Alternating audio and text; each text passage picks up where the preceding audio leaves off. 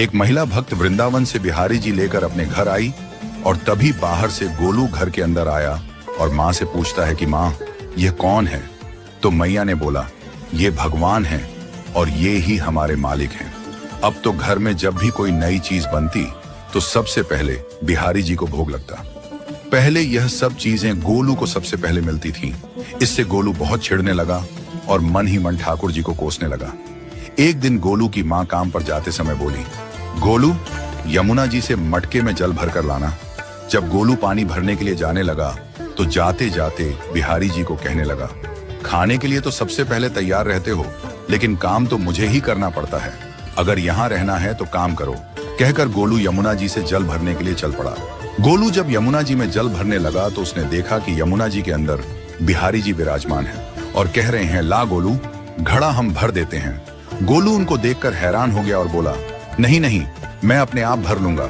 लेकिन ठाकुर जी ने उसके हाथ से घड़ा ले लिया और भरकर घर ले आए। गोलू घर आकर डर रहा था कि अगर माँ को पता लगा कि मैंने ठाकुर जी से काम करवाया है तो आज मेरी पक्की पिटाई होगी। माँ ने घर आकर बिहारी जी को गीले कपड़ों में देखा तो एकदम से हैरान हो गई और कहने लगी कि गोलू, ये जरूर तेरी शरारत है, जरूर तूने ही इन पर जल डाला है। गोलू ने अपनी माँ को समझाने का बहुत प्रयास किया, लेकिन माँ ने उसको डांट कर चुप करा दिया और ठाकुर जी के भीगे हुए वस्त्रों को बदलने लगी। अगले दिन जब माँ ने गोलू को अनाज पिसवाने का काम दिया तो बिहारी जी फिर अनाज का कनस्तर ले आए और माँ को ठाकुर जी के वस्त्रों के ऊपर सूखा आटा पड़ा मिला।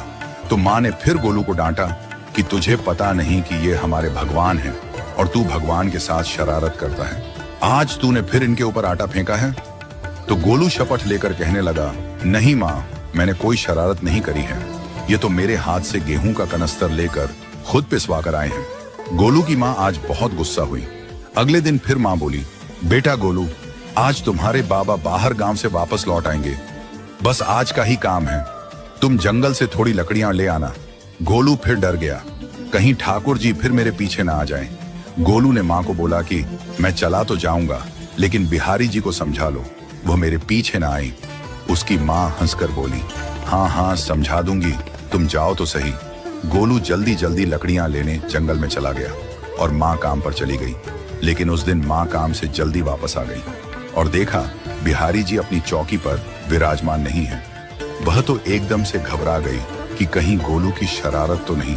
वह भागी भागी जंगल की तरफ गई।